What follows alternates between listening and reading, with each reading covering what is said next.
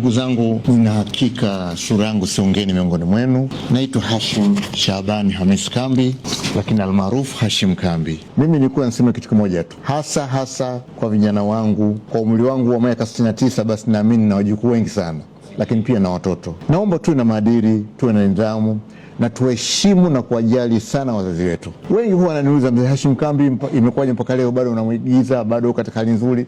Ni kwa sababu ya nidhamu tu.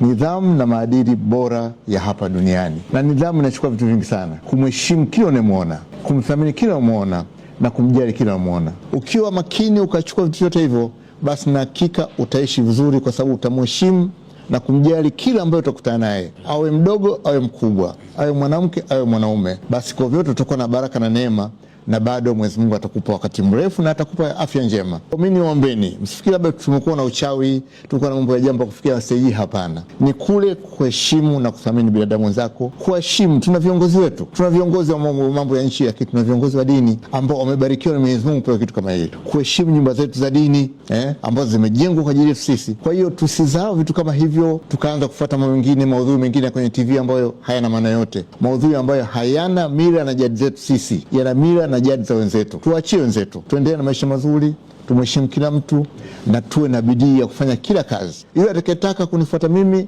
basi Mwenyezi Mungu atambariki, na yule atakayeona simfai, basi ataenda na njia yake, lakini na hakika ulimwengu utamfundisha.